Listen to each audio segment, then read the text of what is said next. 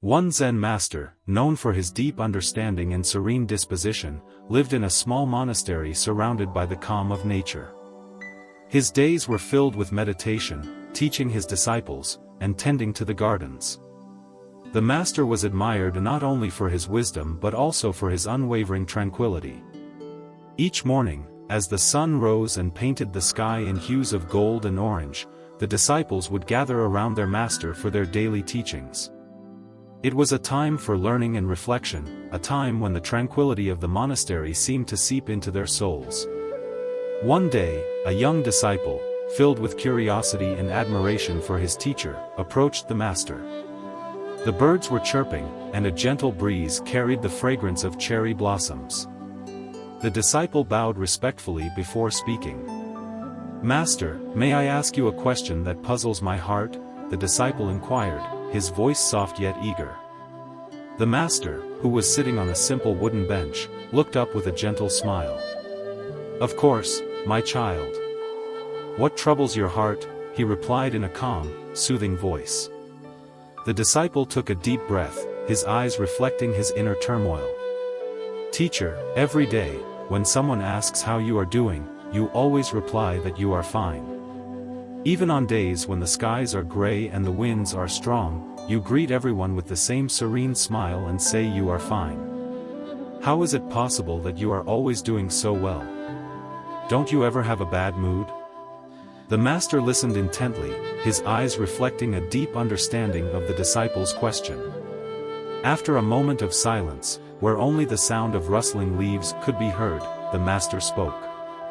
"Of course I do," he began, his voice as calm as a still lake. "I am human, just like you.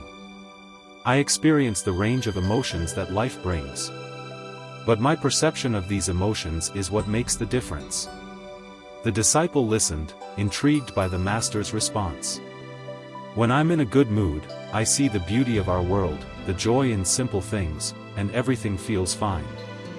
My heart is light, and my mind is clear," the master continued, his eyes reflecting the peace within him.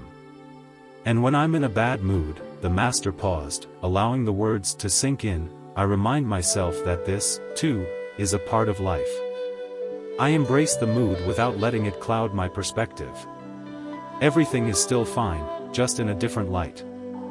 The disciple pondered over these words.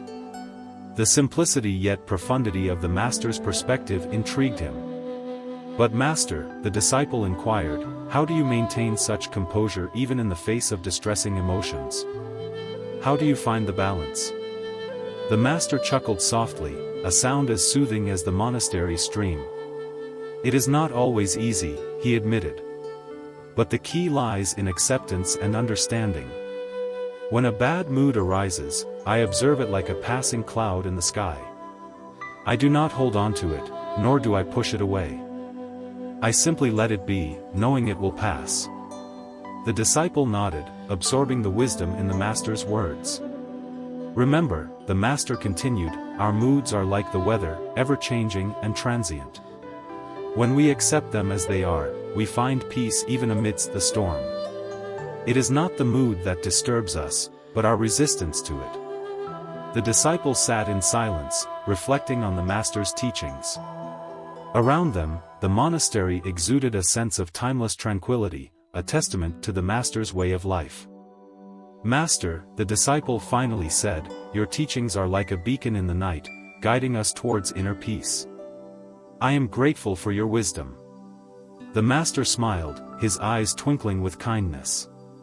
"It is not my wisdom alone, but the wisdom of life itself. Embrace it, and you will find that no matter what mood you are in, everything is indeed fine." As the day gave way to the evening, the monastery seemed to resonate with the master's teachings. The disciples carried these words in their hearts, understanding that true tranquility comes from within, from a mind that embraces all facets of life with acceptance and understanding. The young disciple, now at peace, realized that the master's constant, "fine," was not a dismissal of life's challenges, but an embrace of its entirety. In this acceptance, he found a profound lesson on how to navigate the ebb and flow of emotions, a lesson that would guide him through the rest of his days in the monastery and beyond. As the sun set behind the hills, casting a golden glow over the monastery, the master's words echoed in the hearts of all those present. In the harmony of nature and the wisdom of their teacher, they found a tranquil path to walk upon, a path of acceptance, understanding, and peace.